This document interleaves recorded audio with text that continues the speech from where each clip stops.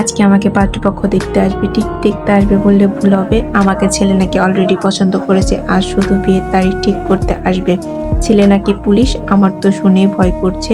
পুলিশটা নাকি অনেক রাগী হয়, আর আমার তো রাগী ছেলে একদম পছন্দ নয়। আমার তো পছন্দ আমার সমুদ্র ভাইয়ের মতো শান্ত ছেলেদের। আমাদের বংশের নিয়ম অনুযায়ী মেয়েরা কলেজের পড়া শেষ করলেই তাকে শ্বশুরবাড়ি পাঠিয়ে দিতে হবে। আমাকে তাই বিদায় করা হচ্ছে।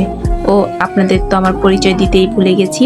আমি নন্দিনী আফরিন নদী। লেখাপড়া বলতে আপাতত ভার্সিটি অ্যাডমিশনের জন্য বিভিন্ন জায়গায় পরীক্ষা দিচ্ছি। আমরা জয়েন্ট ফ্যামিলি। আমার পরিবারে আমি, মা, বাবা, ভাই স্রোত আর ভাবি মিষ্টি, বড় বাবা, বড় মা উর্মি আপু, আর তার বর শাওন ভাইয়া, জিনুক, আমার সমুদ্র ভাই, আর আমাদের সবার দাদা দাদি। বাইকের শব্দ পেয়ে ছুটে বাইরে গেলাম। নিশ্চয়ই সমুদ্র ভাই এসেছে। কাল গোটা একটা দিন আমার সমুদ্র ভাইয়ের সাথে দেখা হয়নি।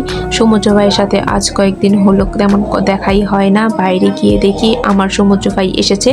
আমি সমুদ্র ভাইয়ের সামনে গিয়ে বললাম, এ কি আমার সমুদ্র ভাইয়ের চেহারার এ কেমন অবস্থা? নিজের খেয়াল একটুও রাখবে না? আমি তো চলে যাচ্ছি।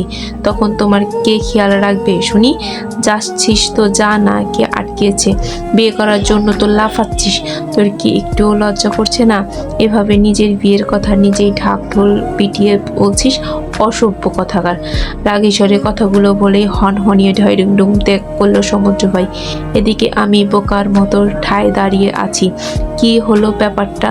সমুদ্র ভাই তো এত রাগী না, কিন্তু আমাকে ভাবার সময় না দিয়েই ঝিনুক এসে আমাকে টেনে ভিতরে নিয়ে গেল। কিন্তু বিপত্তি ঘটল রুমে এসে। ঝিনুকের কথা শুনে মা নাকি বলেছে আমি যেন আমার পছন্দ মতো একটা শাড়ি পরে নিই।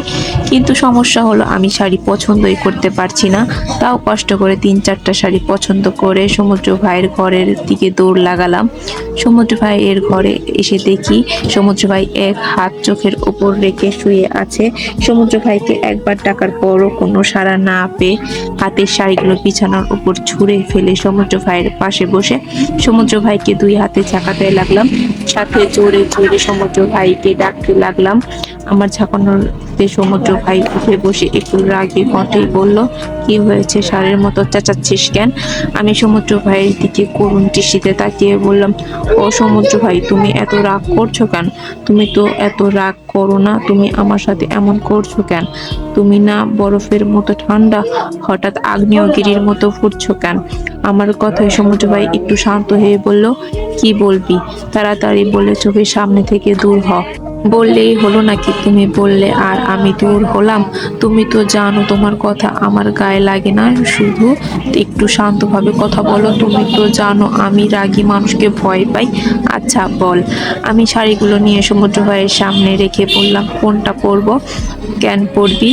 ওমা, তুমি জানো না আজকে আমার বিয়ের কথা বলতে আসবে, সেজন্য পরবো।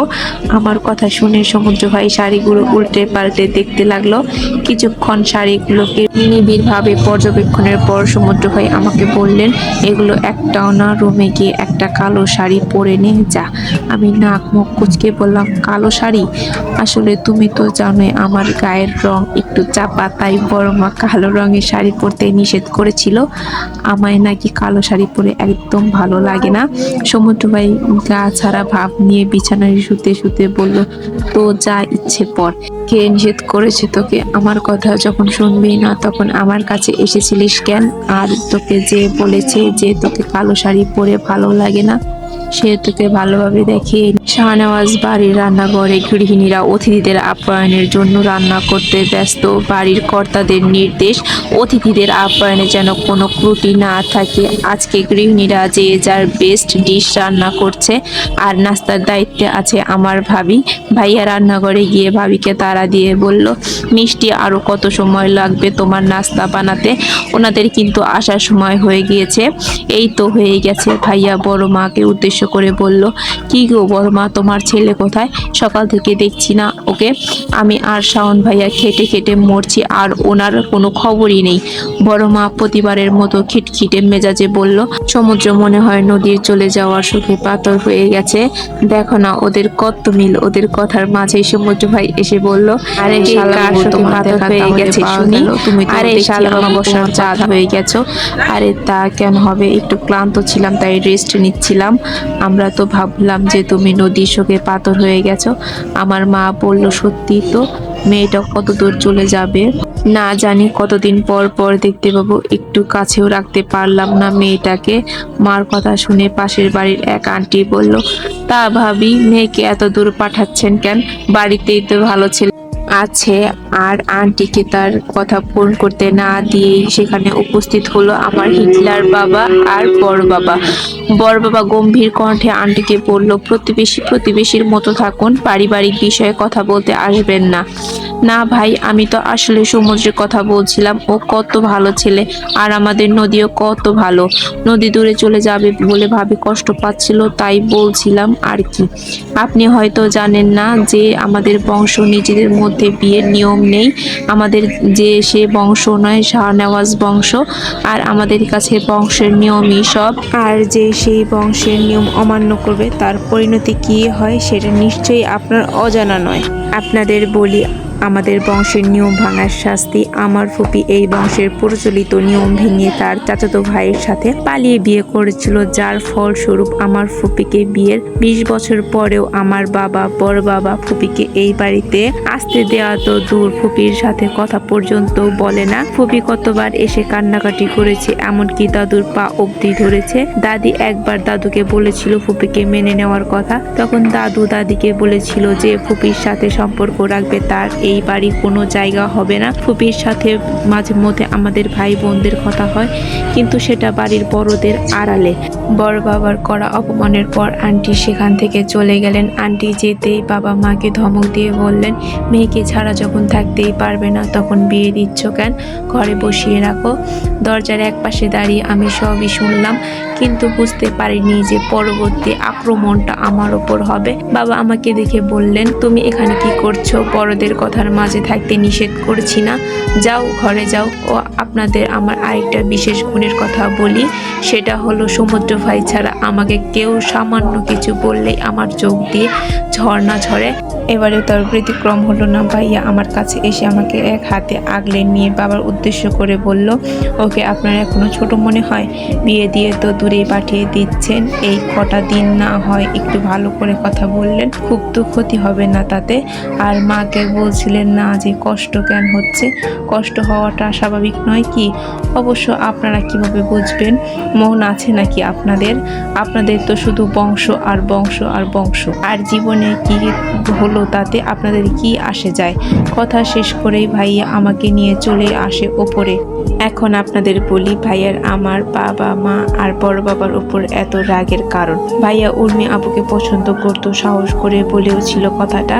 জানার সঙ্গে সঙ্গে আমার বাবা ভাইয়ের গাল একটা চল লাগায়।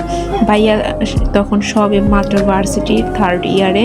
ভাইয়া সেই সামর্থ্য ছিল না যে আপুকে নিয়ে আলাদা সংসার করবে। তার থেকেও বড় কথা, উর্মি আপু চায়নি।